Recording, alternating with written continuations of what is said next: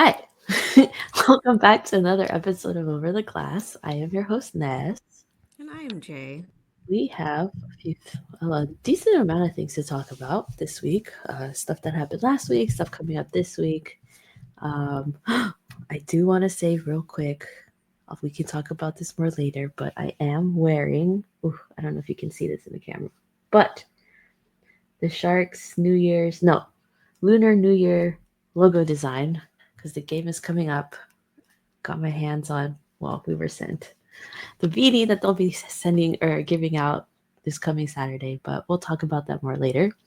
Before we get into that, I want to talk about stuff going on around the league, fun stuff.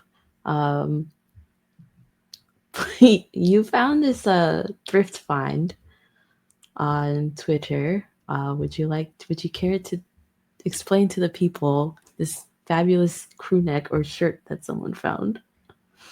Yeah, so this came up on my feed and it's definitely a shirt. It's got a lot going on, and this person posted insane thrift find today. It is a blue shirt that's got daddy with the A as the Toronto Maple Leafs logo.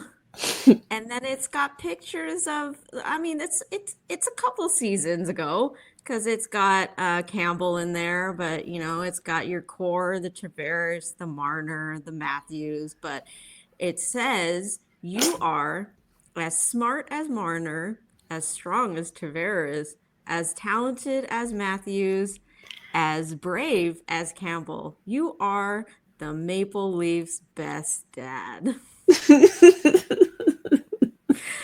Um, I'd imagine this is somewhere up in the Toronto area, but there's just a lot going on. And my first thought is it's a lot of different fonts.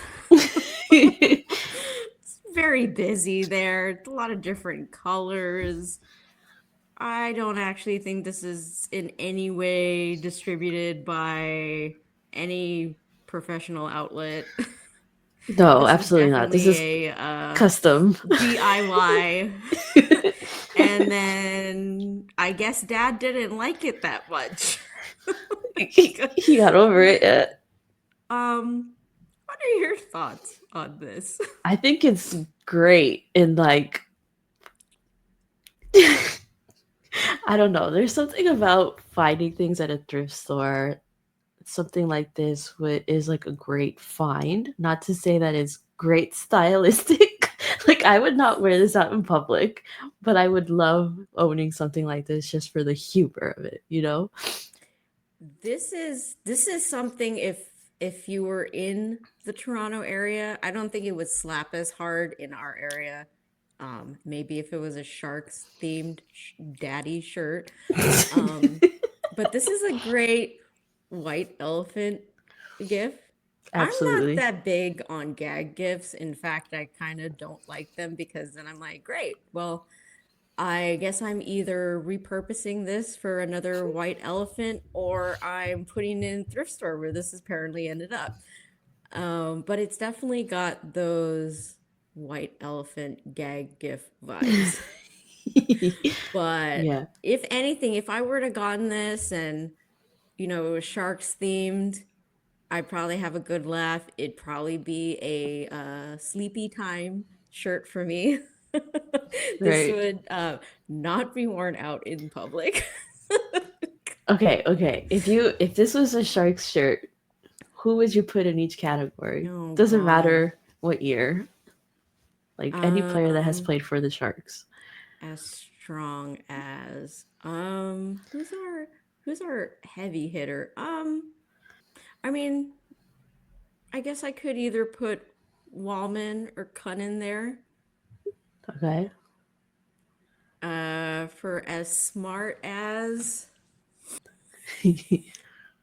uh maybe Nico Sturm. Okay. As brave as I guess I would have to put a goaltender there, standing in front of net to take Brave makes sense, right? rubber, like rubber pucks at you. I mean, I guess it could be a toss up between Askarov and Georgiev. As talented as, I mean, I guess I would have to go to Celebrini, even though that feels a little strange to me to put there and then have it be the theme of Daddy. So That's a good point. feeling very awkward there. Maybe we could put why am I blanking right now? Come back to me. I'm currently blanking as this is a very strange That's hella game we funny. are playing. This could go one of two ways, right? You could keep it in the theme that this is, where they're trying to be kind of wholesome, I guess you could say, where you're Mm-hmm. picking legit characteristics of these players, or you can go in a more uncomfortable way where, okay, do you remember Joe, who we interviewed, who did designs for the Capitals and the Black Rosie, Mm-hmm. the Riveter? Have you seen her thirsty tweets? She's got some very, very thirsty. It's raining over there. I'm curious to know what she would do with this, honestly. Because that girl's sense of humor is something else. And This episode would have to be explicitly rated. right. Anyways, just curious. It's keeping on the topic of Rich though. On the Seattle Kraken side, Bowie has slippers made based on its feet. Their feet. I don't know Bowie's gender.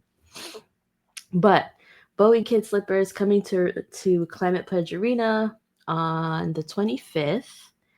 It's Nicole Shabazz.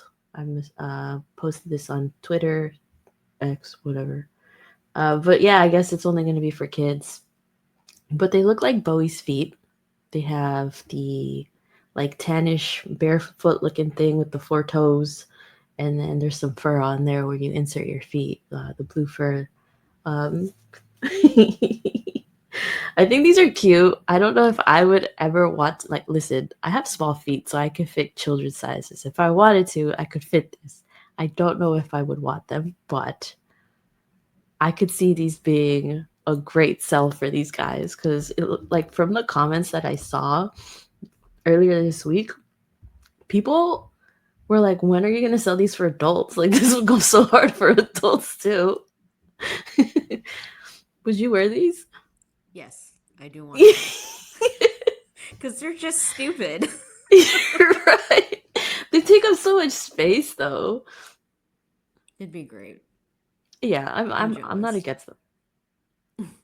Like Sharky has skates, that's like we can't do this with Sharky. You could It would be fun is make getting replicas of his skate feet.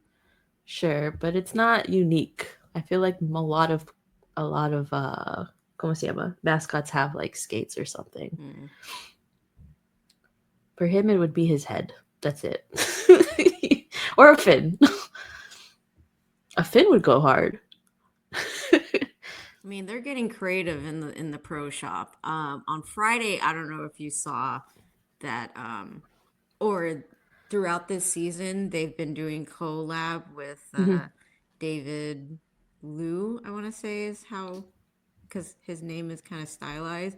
I have missed out. I have striked out twice already in getting a hat because I saw the first release several months back.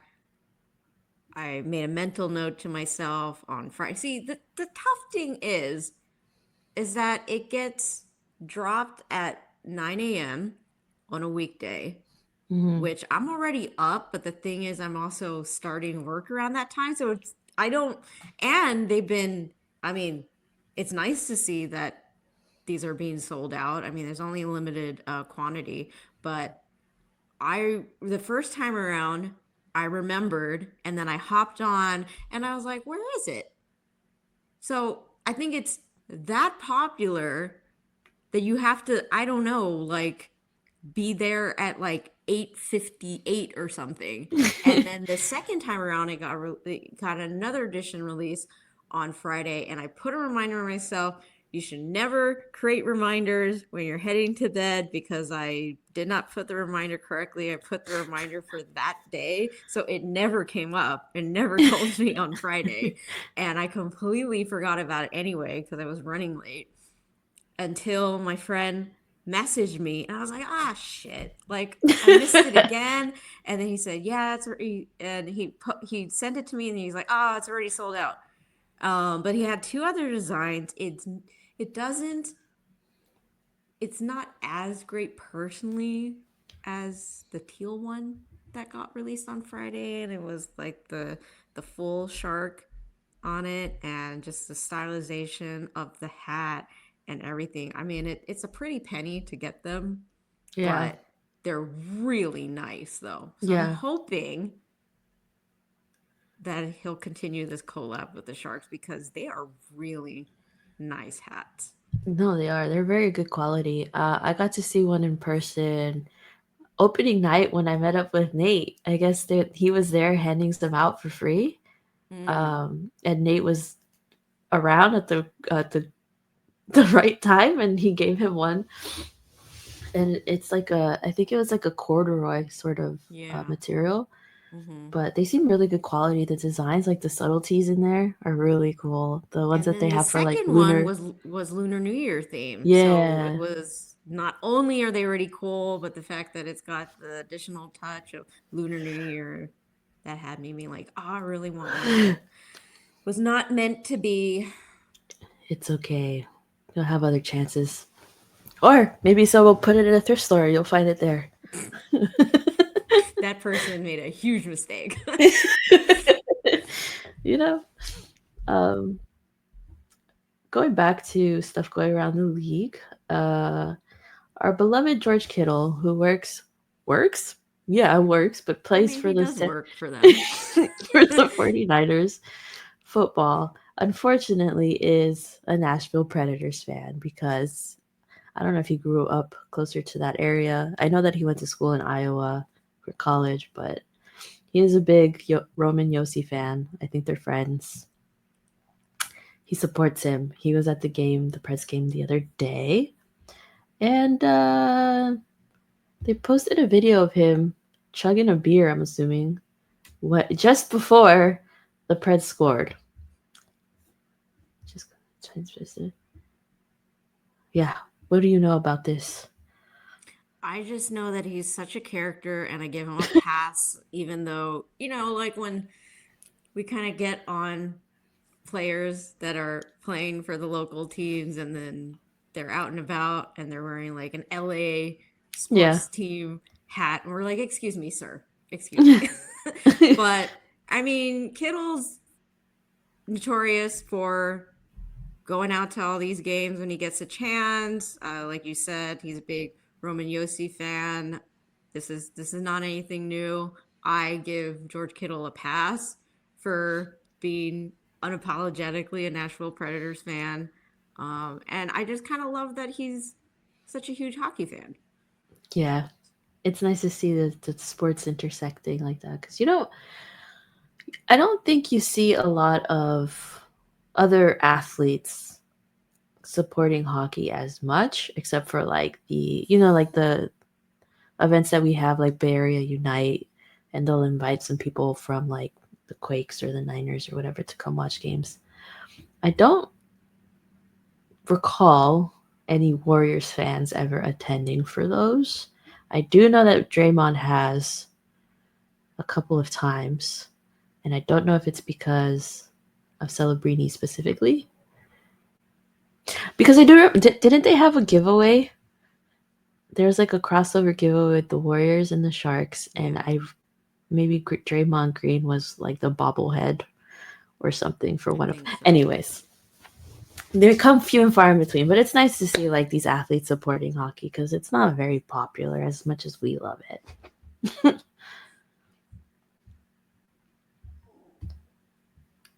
Okay, we're gonna get into some not as fun things. Very interesting, actually. Gino Hard on Twitter posted a clip of the game between the Oilers and the Canucks that happened last night. Connor McDavid snaps with a brutal cross check on Connor Garland at the end of the game. McDavid received a match penalty and was ejected. So it looks like McDavid actually cross checked Garland in the face, which is no bueno. You can't do that. Do you think he's going to get suspended for that? This is like I think superstar. that'll be the $1,000,000 question. I did see this morning that he will be having a hearing.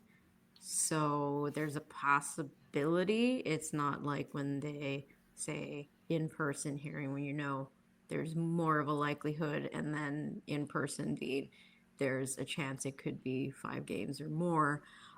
It'll be interesting to see what the NHL does. I did not watch this game. I just saw a couple of these clips making its way onto my feed the other day.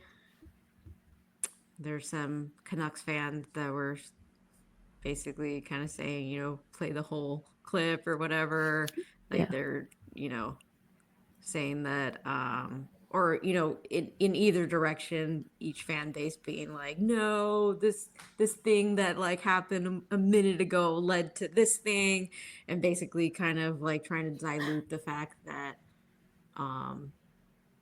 somehow McDavid justified to cross check. And whatever the case may be, at the end of the day, you have to kind of contain yourself. A cross check to the face is a cross check. And the fact that it was directly to the face just adds to the brutality of it. And Right. so whatever kind of leads up to that, I mean, of course, if there was a missed call on Connor Garland, then I can understand Canucks fans being upset that or not, sorry, Canucks fans. I can understand that Oilers fans would be upset that, hey, well, this thing happened, and McDavid is just answering to that, like, oh, if that's the bar, if we're not getting called for stuff, Right. then. So I, Right. I can see if that were to happen prior to this clip that we're only seeing and trying Right. to be objective about. But ultimately, Connor McDavid will have a hearing with the Department of Player Safety. And I don't believe he's ever been suspended. There, like, I'd say a couple seasons back, we were always being like, anytime we saw Connor do anything, we'll be like, yeah, but he's not going to get called for that. He's not going to get the book Right. slapped at him because he's Connor McDavid. And I'm not saying that, like, either Connor deserves certain calls against him or penalties being called on other players in relation to Connor and it being biased and stuff like that. I don't follow the Oilers quite that closely. But in this case, Connor being the NHL's baby for many years, super talented, superstar, they kind of get this extra leniency because they're so talented, and there's always this talk about, well, you shouldn't do it because then it hurts the game that this very talented player is going to miss time. Mhm. Yeah, I personally don't like the double standard on that. And I mean, we saw what a couple of seasons ago, Eric Carlson, he he checked, yeah, like the check, the middle of the ice, ended up going directly to the head. He got, I believe, 2 games for that. And in my eyes, I'm like, okay, like Eric Carlson is very talented, high caliber defenseman, and you hand these 2 game suspension to him. Obviously, that was a hit that went wrong. I do not believe that he intentionally meant to hit this guy up high in the head.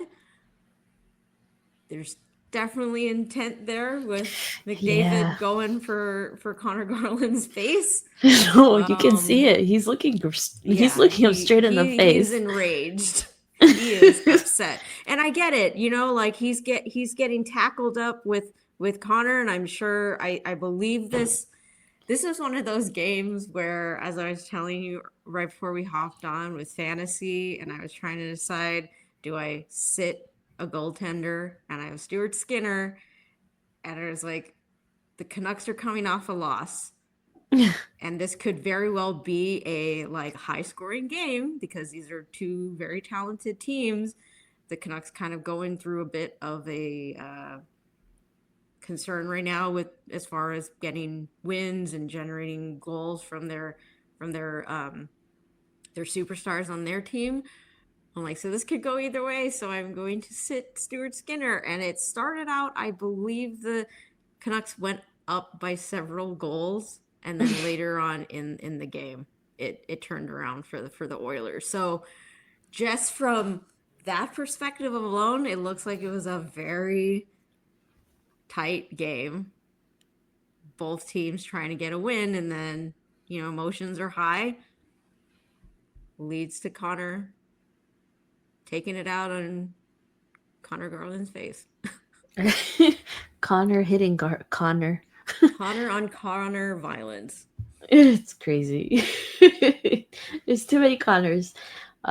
Yeah, I think you can see the intent in the clip. He was, like I said earlier, he was looking him straight in the eyes before he decided to raise his stick and try to feed it to him. I feel like he should get suspended for this because it's blatant. Like that was his intent. Which sucks because like this guy obviously he means a lot to his team. Obviously he makes the NHL a lot of money or whatever. So, and he's on my fantasy team. That's gonna hurt me. Take that into consideration, Department of Player Safety. Think of the fantasy owners. Right. What about us? We didn't do anything wrong. Do we not matter? Nah, but I think you should get suspended for that. That's not cool, Connor. Mr. McDavid. I don't care how good you are at this sport. That ain't cool. I don't care how angry you are. You cannot look to hurt someone like that. Anyways, I'm over it. Let's go back to some feel good things. I watched this little clip you wanted to share. My heart melted. This is so cute. Again, Gino Hard on Twitter posted, Marc-Andre Fleury took time today to give 9-year-old Make-A-Wish recipient Cameron First some goalie tips. The video is from Dylan Lux. I don't know how to say your name. I'm so sorry. On Twitter, and it is an adorable clip of Fleury literally coaching this kid, looking very patient, how to like close the 5-hole and slide around on the ice. It's so cute. Like last week we talked a little bit about Marc-Andre Fleury, how he played his last game at SAP Center, how fans are giving him flowers because he's getting ready to retire and all this. And you talked a bit about your love for him as a goalie in general, as like he has a great personality and whatever. I felt a little indifferent about him. Like I could tell he's a good guy just from what I've seen around. Didn't care too much for him because when I got into hockey, it was during the 2016 playoffs when the Sharks went to the finals with the Penguins, and he was there. I don't think he was playing against the Sharks specifically, but he was still part of that team. And then shortly afterwards, obviously, he went to Vegas, and I grew a very big disliking for this guy because he was so good. And there were these little tricks he would play on, like, to piss off some Sharks players on purpose. And I was like, I hate this guy. Why do people like him so much? Whatever. It's just a bitter fan of me. But I think this clip got me. I love him. This is so sweet. Yeah, I'm rewatching the clip. It's just very wholesome. He just has such a big heart, and this kid is a Make-A-Wish recipient, so he's got something he's battling at the moment, and to have this opportunity to spend time with a someone who's very likely to go into the Hockey Hall of Fame when he retires. And I mean, such a memorable moment and something that, he's like it's going to be a once in a lifetime type of thing, something that you can talk about for years to come. um I hope I can kind of see if there's a we can have some more information about. Obviously, he's a goaltender. I wonder who his inspiration is. If Fleury is someone that he looks up to, I'm like, wow, like Mm. I can't even imagine if that were the case. And then in general, obviously, a goaltender that, even if he's not your idol, he's obviously someone that you're gonna know about if you're in the hockey world, and he's a goaltender. I mean, it's such a wonderful experience. And yeah, I'm really gonna miss him when he retires. Like, this is, I mean, it's not to say that other players aren't doing this and such, but just with everything that, like, Fleury has, his journey in the hockey world, like, just getting to see this moment, it's just really, like I said, wholesome. It's so wholesome. I just want to give him a big hug. It's adorable. Um, yeah. Speaking of goalies, though, Speaking of goalies by way of Pittsburgh Penguins. right? 4 days ago, it was announced that Tristan Jari was going to be placed on waivers, which is interesting for me because I don't keep up with the Penguins in any way or fashion. But the last, from what I've heard, Jari used to be a very good goaltender. So this is an interesting turn of events, that they put him on waivers. Did they sent him down, or did he clear? Yeah, he cleared waivers.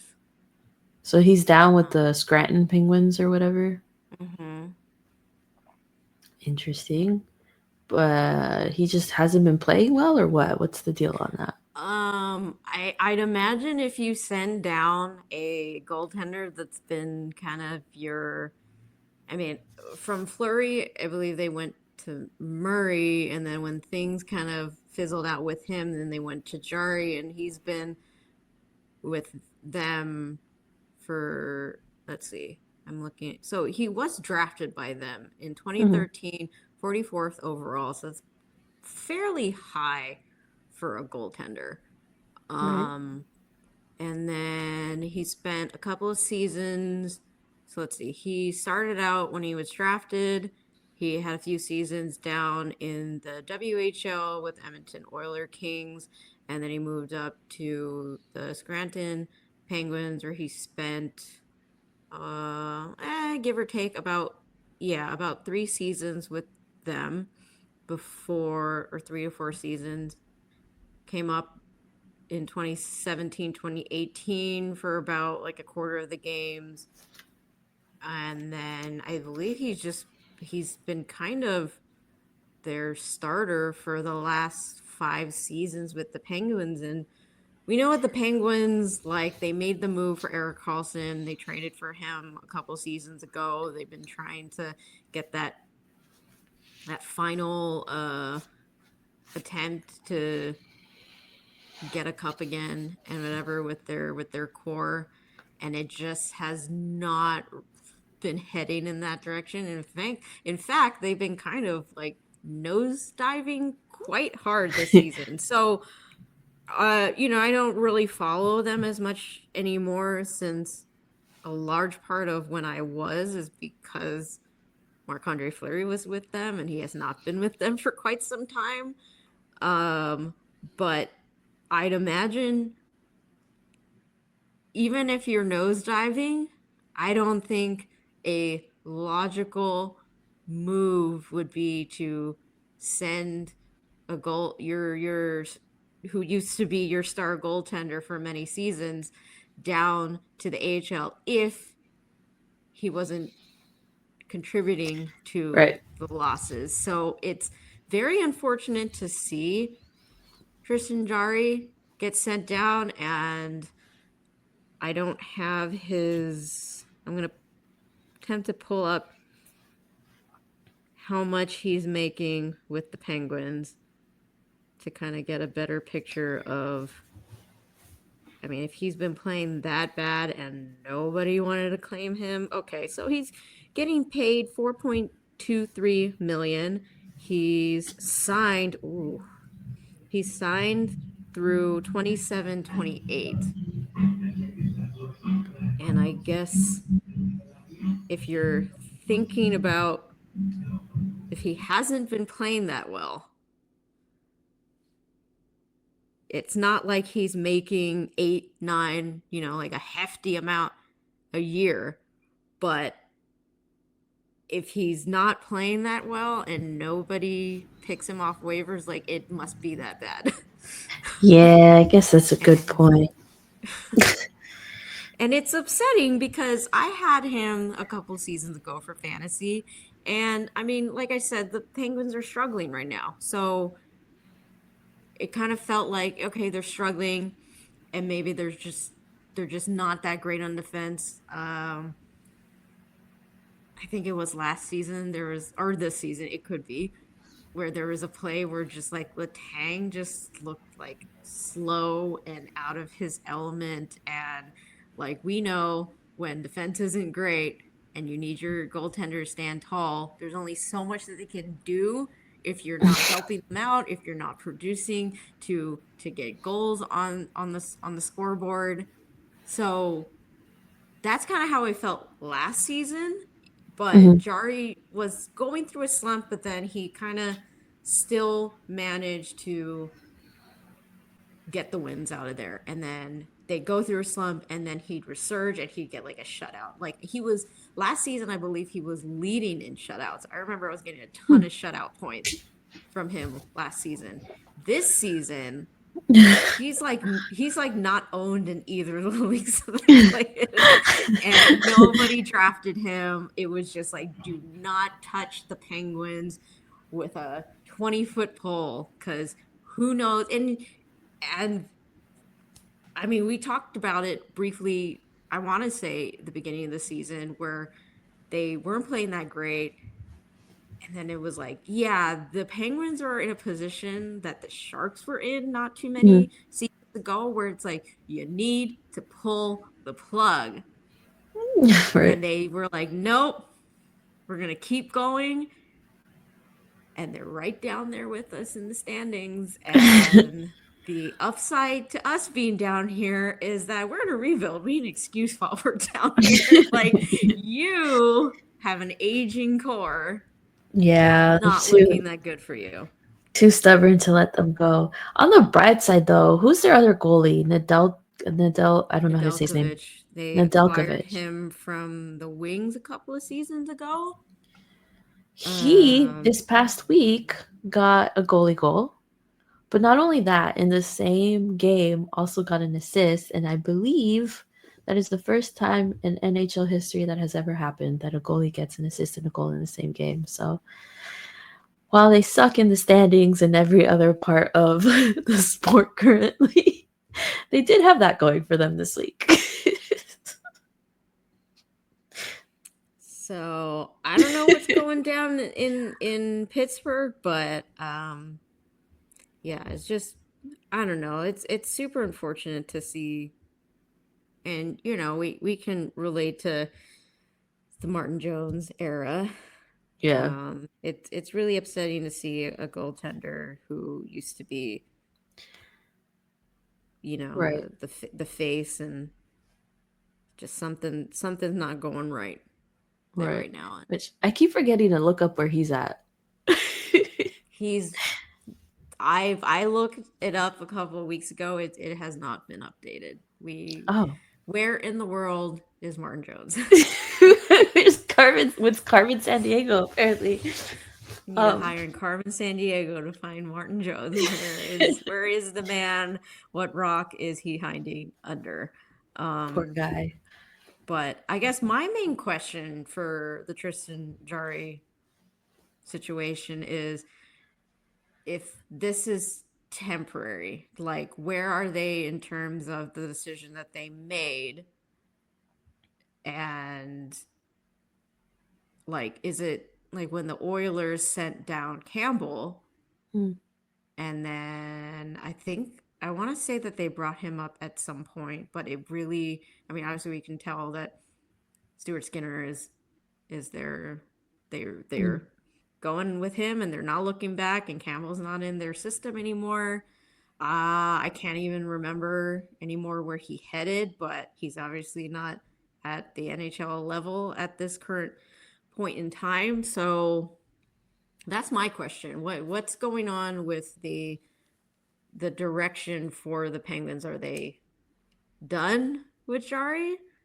Or is this just because his contract, he doesn't, it's not a two-way. He does have to go through waivers. And of course, given if you're sending down a goaltender who's signed with your club, not two-way, if he was only just going through a weird spell where he just, the situation with like Alexander Georgiev, where he just needs to get different scenery for a little bit, get out of his head or something like that, and we'll bring him back up.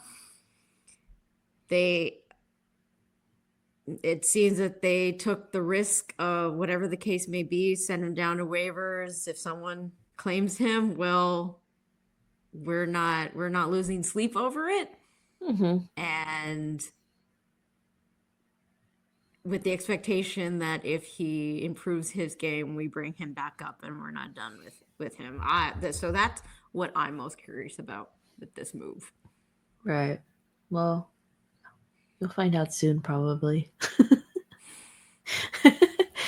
I'd imagine there are some big changes coming for this club, because it does not look great for them right now.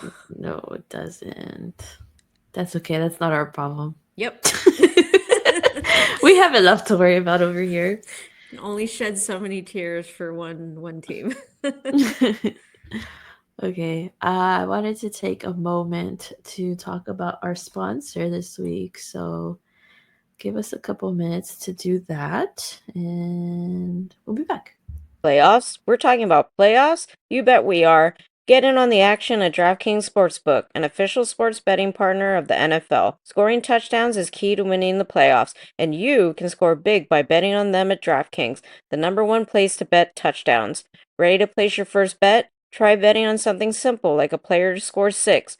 Go to the DraftKings Sportsbook app and make your pick. New DraftKings customers can bet $5 to get $200 in bonus bets instantly. Download the DraftKings Sportsbook app and use code THPN. That's code THPN for new customers to get $200 in bonus bets instantly when you bet just $5. Only on DraftKings Sportsbook, the crown is yours. Gambling problem? Call 1-800-GAMBLER. In New York, call 877-8-HOPE-NY or text HOPE-NY 467-369. In Connecticut, help is available for problem gambling. Call 888-789-7777 or visit ccpg.org. Please play responsibly. On behalf of Boot Hill Casino Resort, Kansas, 21 plus age and eligibility varies by jurisdiction. Void in Ontario. Bet must win to receive reward. Bonus bets expire 168 hours after issuance. For additional terms and responsible gaming resources, see dkng.co/audio.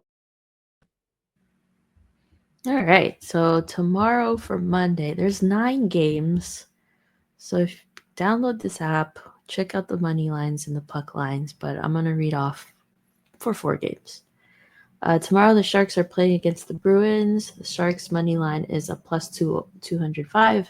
Bruins are a negative 20. Oh my God, negative 250. The Minnesota Wild are a plus 185. The Colorado Avalanche are a negative 225. The Buffalo Sabres are a negative 102. The Kraken are a negative 118. The St. Louis Blues are at plus 170, and the Golden Knights are a negative 205. So go ahead and place your bets on those if you have DraftKings. If not, you should download it and use our code. Okay, so we're going to switch over to our faves, the Sharkies. This week was meh week. You know, they got one win. One win? Did they win? Tuesday, But right? They started out optimistic. Right. I And caught the game then Tuesday. so you got the winning game. I sure did. There was a beautiful play that I saw with Eklund and Sturm. That was that game, right? God, it's been Sturm such a week. faking out the goaltender, Right. getting him to shift over ever so slightly, and then Beautiful. fumble to get back. Beautiful. Masterclass. The Eki assist, amazing. But we are not here to talk about that right now. I want to talk about Mario Ferraro and this afro thing he has going on. This guy is evolving into the next evolution of Brent Burns. Brent Burns has rubbed off on this guy, and he's turning into something. He's giving Bob Ross. Bob Ross's long lost cousin, 3 times removed. People are calling him Ferraro. Someone drew a little a little drawing of him. How do you say their tag? LOL WTF Eric. Eric. Okay. He drew a little cute drawing of Ferraro and called him Mario. Whoa. Mario. Ferraro. What are words? What is happening in my mouth? Mario Fro-rraro. This is an absolutely adorable drawing. I would want this as a sticker or a little print. But I looked. It's not currently available for print, but hey there, LOL, what the F, Eric. You should definitely create these in sticker form, in print, however you feel is the best direction for this, because I would buy a copy. Right. Shane this morning commented on this post of his and said that Mario is a fan. He saw it. Great work. So Mario is aware. Put it up for sale. Maybe he'll buy a ton from you.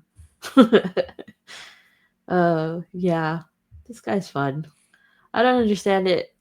He is very serious, but everyone is loving his hair right now. It's a big commodity. On another thing going on with the Sharks this morning, so the Sharks are set to play the Bruins tomorrow. People have been looking forward to this game because we have so many people in this organization that have connection with Boston. We have talked about this in previous podcasts before many, many times. We speculated that back when was it, last year? No, not last year. We're in 2025. So in 2023, before the draft leading up to it, we suspected that Greer was going to draft Will Smith just because of his Boston connections, and all of that ended up happening. And then we had our speculations that if we did end up getting the first pick last year, that he would that it would work out that Celebrini came to the Sharks because he went to BU and he had that connection, as well as the connection with the Warriors, Bay Area, blah, blah, blah. So this morning for practice, they're out in Boston. They took the ice. Smith and Celebrini took the ice first by themselves for a little bit, skating around at TD Garden. Shane this morning posted, one of the most eventful practices that I've been to in a while. Zdeno Chara was there visiting old coach Doug Huda. Chara and Celebrini also chatted for a while. Can you imagine? Warsawski's prep school team, Cushing Academy, visited. They got a locker room tour of pics with Smith and Celebrini. Real homecoming today. He posted some photos of Celebrini talking to some of these kids, as well as Will Smith with this group of, I say kids because they're younger than me, and then Warsawski also talking to them. So it seems like practices don't usually go this way. This is like Shing said homecoming for a bunch of these guys being in Boston for the first time since being drafted or since the summer off season, whatever it is. But the fact that they got to talk to Chara too, that man's legendary in Boston. Your thoughts? There's a lot going on for the Sharks connection with Boston, so this does not surprise me one bit. Um, I'm hoping that this this fun little event can maybe spark the Sharks to go in the wins category direction for this second week on the road. Um, because as we saw this past week, they started out really strong, and then I don't know where that went. Something Right. happened. Um, I didn't get to watch the Blue Jackets game, but it definitely looked like the Blue Jackets had more of a step on us, and there Mhm. has been talk about Werenski being in the conversation for the Norris. So he was in on a number of goals. Some of them are like real up close and personal with Georgiev. Um, and then on Saturday, they just didn't look as present. And I know that Right. there's a bit of a bug going on right now in the locker room. It was a little strange that um, Askarov didn't get a start, but then it was mentioned that he is currently sick. But Mm. I was kind of figuring, well, the deadline's around the corner. Maybe we're just giving Georgiev more of a showing, and I do feel like he's been doing much better. Certainly through this first three stretch games of the road trip, he's been helping out the Sharks in a big way. And then, especially during the game on Tuesday, when I was looking through the highlights of that, like the first two goals were, I mean, a lot of them during that game kind of just seemed. There was one where the Red Wings banked it off the backboards, and that's always kind of a bit of a wild card where it's going to shoot out from. And then there was one that just like went off of the post, and then Mhm. another that's like a wild card where you're not expecting where that's going to go. And so I don't really fault Georgiev for, or especially when there's a player that's waiting for it right in front of you in the slot, like. Right. And then I think their third goal was like right off the face-off and a breakdown in defense. I want to say it was Celebrini who didn't get his guy and allowed him to come right in front of Georgiev. So, but thankfully the Sharks were playing much better in that game, and they managed to get a lot of really great looks. My favorite from that Red Wings game was the Celebrini to Eklund pass, where all the Red Wings were looking at Celebrini and no one was picking up Eklund, and he managed to get that, like the perfect opportunity with all the Red Wings clearing to try to engage Celebrini, opened up that cross ice pass right to Eklund to Mhm. beautiful goal right past your goaltender. Hopefully we get some of that this week, because Yeah. the other games were kind of they like odd man rushes at one point. Like, I think it was on Saturday's game where I was kind of wondering, I was like half paying attention, and Right. I looked up and like whoever it was that ended up scoring, like CC was trying to get back to stop him, and he looked like he was at 50% um, energy to get back, and I have to assume that he just was out on the ice too long, because I was like, you're not really trying that hard. Right. Either that or he's also fighting a bug, Yeah, you know? that's You true. don't know which guys are being affected right now, so Hmm. it is what it is. I think I want to give a shout out to Goodrow because the goal that he scored yesterday was nasty. That I was a was bit in of a it no look. right. And it was like right the far post, and not even the goalie was expecting it. I was like also half paying attention. Saw the Islanders scored first, and I was like, well, that sucks. Sharks answered with that nasty goal by Goodrow, and then they just didn't get anything else from there. So I was like, I don't want to keep watching. And then my laptop died, but I didn't miss anything at that point. The score stayed the same. But we did get to see what goalie interference is. Yeah, I guess I didn't. I actually didn't catch that one because I was That was not the watching. first goal that they got, and one of the players, I can't remember who it was, skated through the crease, and pretty much his stick or his leg went through Georgiev's left, like his left leg. So Mm, pretty much that. So when you watch it from in front, mm-hmm, it looks like maybe Georgiev just kind of was unbalanced and he fell forward. But then when you look at the replay from the overhead, you see that the Islanders player skated through the crease and got his leg, so kind of like mm, tripped him up, and then literally a second later they scored. shot it into the net. So Yeah. um, that was nice to see, but then the Sharks didn't really do anything about it. Right. but um but yeah, my takeaway from this week, outside of the really wonderful Red Wings game on Tuesday, at least Georgiev is looking, like he's coming back to his it to form. Uh And I don't know, maybe that entices a team. For a huh. while, I thought that the Canes might be, and they could still be.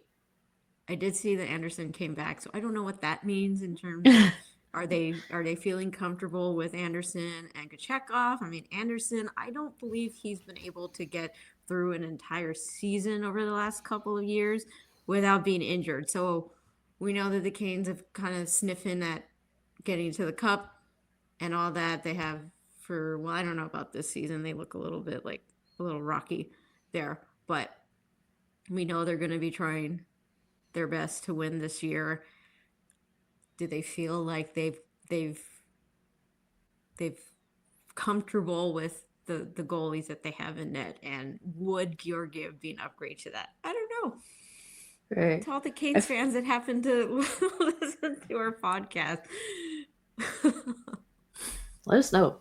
No, I think this is a testament to the goalie coaches because this is the second goalie I think that comes in through our system, to our system, not through. That is comes in and is struggling with whatever numbers that they're struggling with. The team that they're coming from isn't happy with them. They're not playing well, whatever. But as they're continuing to play here with us, you see some improvements. And the first one being Blackwood. People were concerned when he first came in. He was like, he's been struggling with the Devils. It doesn't seem like anything's going to happen too much with the Sharks because they suck. But he rose to the occasion. He was playing really well. Now he's with the Avalanche. And he's doing well over there. Now we have Georgiev, and we're seeing improvements with his play. I feel like the coaches know what they're doing. I feel like the only goalie we haven't seen this with is Vanacek, but I also feel like he hasn't had the opportunity to start as many times as these other goalies have. Because at first we were leaning on Blackwood a lot, and then Vanacek got injured, so we got Askarov, and everyone's happy with his play right now. So I don't know, just wanted to mention that little tidbit. Since you brought up trade deadline, I did want to ask you a little bit about trade rumors. I did find this article that came up for me this morning about a Sharks. Well, the headline says Sharks forward expecting to be traded. It's very clickbaity, and it worked on me because I was curious to know which player they were talking about. But Dave Littman for NHL Trade Rumors wrote this article about Nico Sturm, because Sturm, I guess, is expecting to be traded during the trade deadline because he's up for an extension on his contract. I guess his his contract is ending at the end of the season, and it doesn't seem like Greer has come to him with any offers to extend him in any way. So he's expecting to be traded at the deadline. He's, as much as it sucks, it is part of the business, but they mentioned that the contract he would be looking for is about 3 to 4 years. I don't know if there's a salaries cap, or like if there's a number that he's looking for specifically. I think for him it would be term. That's an important thing for him, which makes sense. These the guys who get older don't want to travel as much. They want to settle down with their families and all that. So it's gonna suck to see him go because he was one of our favorites for a while. He came in at the very, very low points of the rebuild, and he was one of our favorites. Hard worker, doing some really smart things out there. Great personality. He's very chill. Seems to step up as a leader in the locker room. So it's gonna suck to see him go for sure. But Did you see that video of him and Zetterlund right before they hop out on the the ice? They have this the like pregame ritual thing, yeah. What are they doing? Being silly Yeah. Europeans. Yeah. So, but yeah, I wanted to ask you because I have seen some other names floating around. This was the first time I think I've heard of Sturm, but the other names I've seen have been Ferraro and Granlund, which Granlund we've expected because he's been playing pretty well, and I think his contract is also up at the end of the year, if not next year. And it would make sense if he's playing well. You can get he's high value for us right now. We're still trying to rebuild and get draft picks. Ferraro is a different story for me because, well, for us, I suppose, because he's our favorite.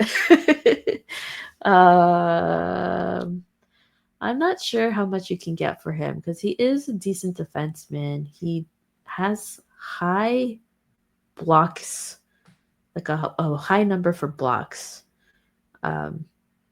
But that's as far as I know. Like I don't really pay attention to a lot of the details he does on the ice. We do like his play style for the most part. But your thoughts?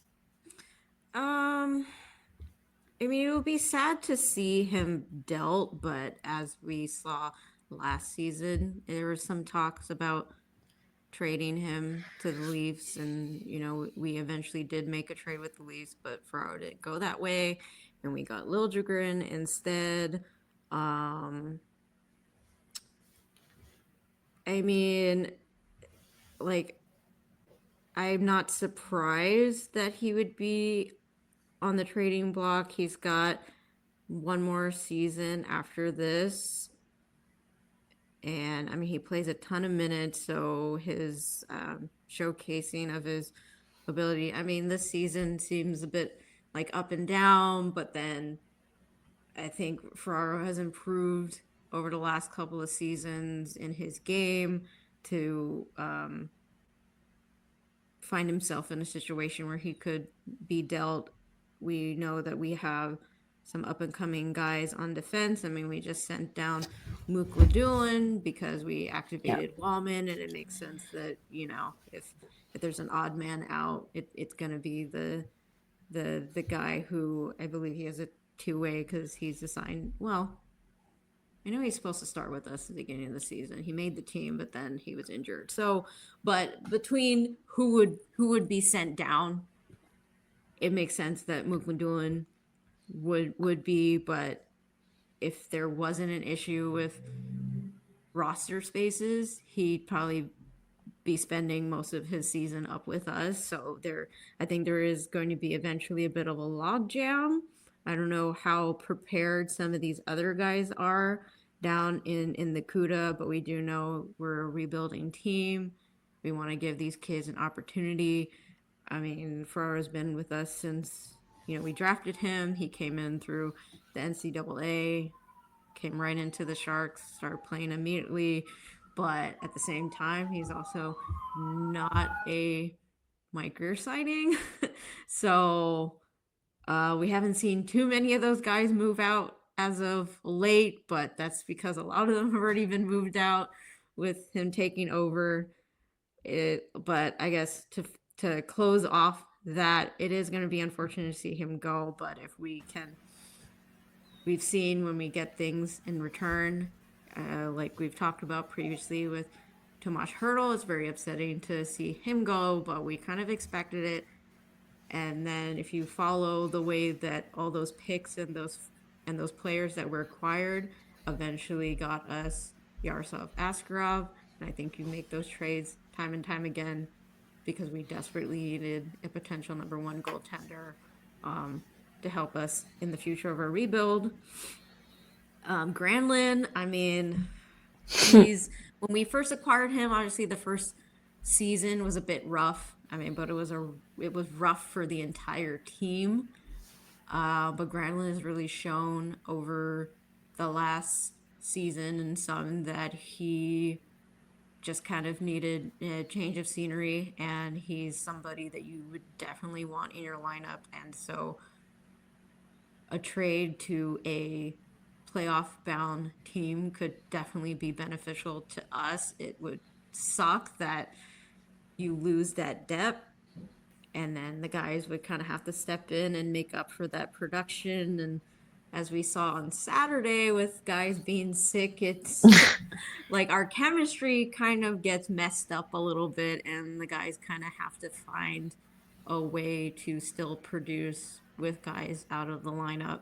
And so it would definitely feel like that would be how we would look if we were to to trade Granlund off. But I'd imagine if you do that, you're definitely gonna want to get something good, and I would be interested in in who we get. What was the other player? Was it Sturm? I think I already talked about that. Yeah, he's been great for us, but he's someone that I think, you know, he put him in the lineup anywhere, and you know he's going to be a hardworking guy. You know that he's going to be able to adapt and produce for your team, and someone who went to the Stanley Cup, got himself a ring, so he knows his assignment, and he can really help out a playoff bound team. And like we've already talked about, we're in a rebuild right now, and as much as we get attached to these guys, the upside to continuing to add to our depth, and a couple of years from now starting to see all of this stuff, kind of the vision of Mike Greer trying to come together, I guess we can kind of enjoy what we have for the next month and some change before the deadline comes around. And we hope these guys get to an opportunity to go somewhere and chase the cup. And it'll be sad to see them go, but as we've seen with who we've gotten in the last couple of seasons, we quickly get attached to other folks, and because the vibes are really great out here, and hopefully we continue to show that to up and coming free agents in the off season, and we get some great characters to come in and continue to prepare our youth to be successful. So yeah, none of those guys are surprising that they're being in talks about trades, and I guess I'm kind of mentally preparing for any of them to go. Right, including our fave. Yeah. Although I don't think it's going to hurt as much as the Hertl trade did for me. I think I've had enough time to prepare for this one. Hertl, I was not. That one hurt for different reasons, but it is. Hertl's hurt where he went. Right. I did not expect that curveball. I was prepared that he's leaving because I was already prepared before he signed the contract. And then I'm like, okay, fine, I guess you're staying, even though that feels weird that you signed that contract. Right. I think the ones that hurt for me, it wasn't a trade, but like just players leaving in general. Pavelski was a big one. I think Thornton kind of expected it, but Pavelski and Hurdle hit me the most. Everyone else was like, well, that sucks. But yeah. Okay. Yeah, I will certainly feel out of the three that we mentioned right now, I will certainly be more upset to see Ferraro leave than the other two. Yeah. Yeah. Because we watched him grow up. Yeah. Our baby. Our Fro-rraro. I wanted to close out today's episode by sort of, I guess it's a little promotion in a sense. Wanted to give attention to, or I forget what word I'm trying to use here. Give me a second. What word am I looking for? Anyways, have no idea. The Sharks Lunar New Year game is coming up this coming Saturday on the 25th. They will be handing out beanies to everyone in attendance like they did for the Pride game. If you are watching us on YouTube, you can see the logo, I think, if you can see the quality in my camera. The Sharks logo it's so cool. If not, if you're listening and can't see video, you can look them up on their website. They have put up a press release about the things that are going to be happening during that game. I probably should have pulled this up sooner. My bad. Give me a second. But we got in contact with Heather. Oh, what's her last name? Heather Vaughn, who is the vice president of marketing. She sent us the press release, which I can read some things off to you guys. But okay, so there's two logos, one of them being the shark coming through a square with, instead of a hockey stick, there's like a red ribbon in the mouth. It looks like there's some of the, there's a red and teal envelope. There's some of those lanterns, and there is red and gold in the design. The other one is, I think this one's really clever. It is the year of the snake, so the S is a snake, and then the J is a hockey stick. For the SJ, it's San Jose. Very clever. Super adorable, that secondary logo. Yeah, it's so cute. I love it. And there's like clouds. There is another lantern, and I don't know. You guys look this up. It's really cute. So the game to look forward to, it will utilize a mixed mob technology to light the arena bowl in red lights to symbolize good fortune and happiness together, as well with gold lights to symbolize wealth. The Star Spangled Banner is going to be performed by Victoria Thui v. McDowell, a vocal performance music major at San Jose State University, who has performed on PBS special from Naples, Italy, and was named the Voice of San Jose Jr. by the San Jose City Council. The puck drop is going to feature Lion Dance from Rising Phoenix Dragon and Lion Dance Association. They will also be performing pregame and intermissions, which I say this every year. I love me a Lion Dance. These dancers, these peoples, so talented. NBC Bay Area personality Janelle Wang will be on hand and will ride the Zamboni. Concourse activation. So things that you can see on the concourse will include a calligraphy table by Jojo Liu, informational table from Sharks Ice at San Jose, and a table hosted by the Chinese Historical and Cultural Project. That sounds fun. My question is, the calligraphy, are they teaching you how to write stuff, or are they writing stuff for you? You know, either way, sounds fun. Love calligraphy. It's beautiful. And then Sharks Pro Shop will be releasing several special Lunar New Year themed merchandise collections, starting with the latest set, specially designed hats by local artist Daniel Liu, which is what we had mentioned earlier in the podcast. It's already available for purchase while supplies last. Oh no, you just said it's sold out. Never Except mind. for that super cool teal one. I think the other ones are still available, but okay. Dang it. We might begin and sad all over again. Finally, the theme night collection incorporating the artwork by Bowie. Oh my gosh, I'm so sorry if I'm butchering your name. It features a puck, a scarf, t-shirt, sticker, and a hat, which will be available online starting on the 22nd and in arena on the 25th during the game. yeah, there's also going to be with additional community collaboration. There's going to be a collaboration with a local artist, Sarah Pham, who she did the design last year, I believe. But she will unveil her new public art installation celebrating Lunar New Year at the Lion Plaza, located at 1818 Tully Road in San Jose. Yeah, the Sharks just seem to be focusing a lot on the artists in the community, which is always really nice to see. But yeah, if you guys can make it out to the game, get yourself a beanie, go get some merch, whatever it is. It's always nice to support local artists, especially when it comes to celebrating diversity in the sport, in the community, todo eso, everything that we rave about. But in addition to, we here at Over the Glass, because we got a little connection of getting these beanies beforehand, we have a couple of, oh my gosh, this is going to be so loud. The crinkling. ASMR for all the people who enjoy that. What is it? What do I say? Like, unbox this beanie with me. Excuse me while I disconnect. Sorry. We do have a couple of beanies that we're considering. Well, not considering. We're gonna put together a giveaway for you guys if you are interested. If you can't make it out to the game, we will be giving those away because we are nice that way. You're welcome.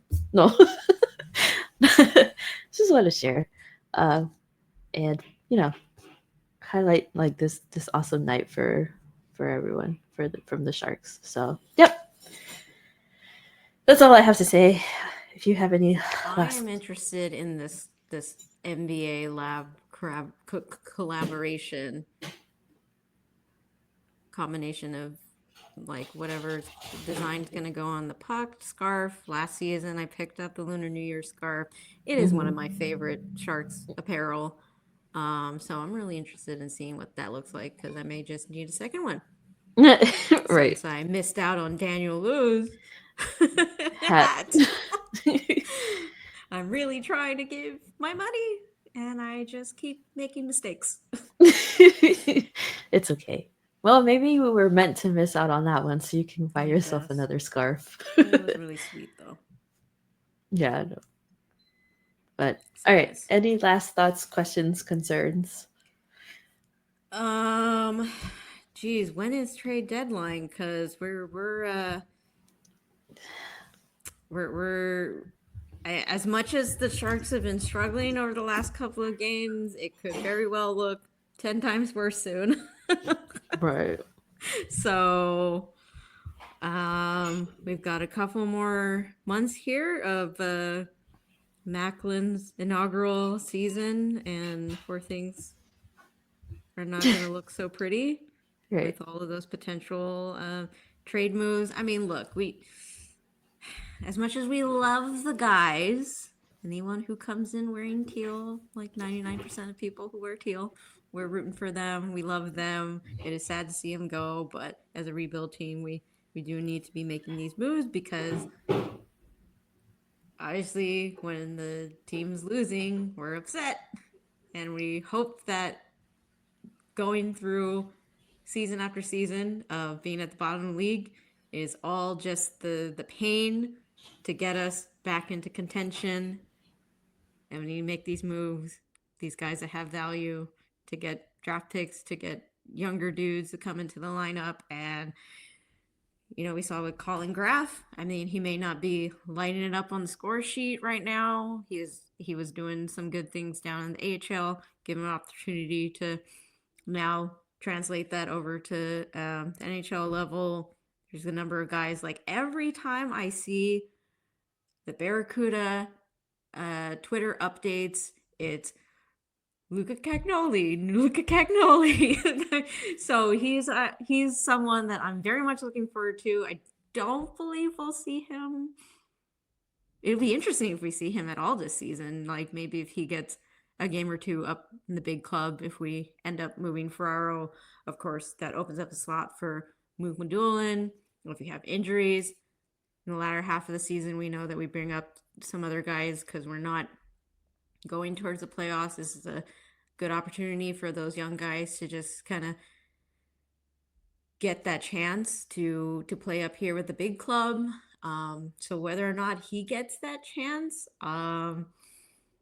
or even in the upcoming next season, if we see him, we know that during training camp, he was one of the last defensemen to be cut from the team. So he was clearly showing the Sharks that he's got great potential. But he was also coming off of his last season with his junior club. So we don't want to rush them too quickly. We're not in position to. That's not a priority, but he's someone I'm very much looking forward to seeing in seasons to come. So there's a lot of great things, despite having to say goodbye to folks. But I guess those are my closing thoughts. That even though we're talking about trades, even though we're preparing for some of these guys to move on to other clubs that are looking to contend, there's guys down in the CUDA. We know they're doing some great stuff down there. Give them an opportunity to come up here and show us what they've been doing down there. And I'm interested in see all of our some other of our up and coming guys. Yeah, absolutely. We've kind of got into this mentality of, as much as we like all the guys that come in to play for the Sharks, we can't stay too loyal. It's Can't like keep you're them here. all. You're here for a thing. This is temporary, and you kind of you have to get into that mindset and not get too attached. It's a hard lesson I've had to learn over the years, but it is what it is. I did want to quickly say something. I forgot I wanted to bring up. Not really hockey related. It is a little political. Nothing crazy, because the inauguration is coming up tomorrow, and we here at Over the Glass, there is a lot of noise happening out there. I'm so sorry. We here at Over the Glass we want to keep this podcast as lighthearted as possible with how crazy the world is outside. We don't always like to bring that heaviness into the podcast because it is heavy. We deal with that outside lives. Everyone else does too. But every so often we will bring it in. But we still want to keep this a safe space for everyone, like a fun, lighthearted, like escape from reality for just a moment and just talk about hockey and fun things. But we are still very aware of the things happening around us. We don't stay ignorant to that, but just sending good vibes to everyone as we transition into a very interesting, probably difficult period into our lives. So big hugs. That is all. Yes, we will be here through thick and thin, and we will try to deliver the good vibes with an understanding that things are not so great out there, but we're hoping to give folks a little bit of a temporary escape from all the stress that we're anticipating. Yeah, that we're going to be embarking on. Right. And with that, we're going to close this out. We'll catch you next week. We'll see how this week for the Sharks goes and other things. I have been your host, Ness. And I am Jay. Catch y'all next week. Thanks for joining us, guys. Bye. Bye.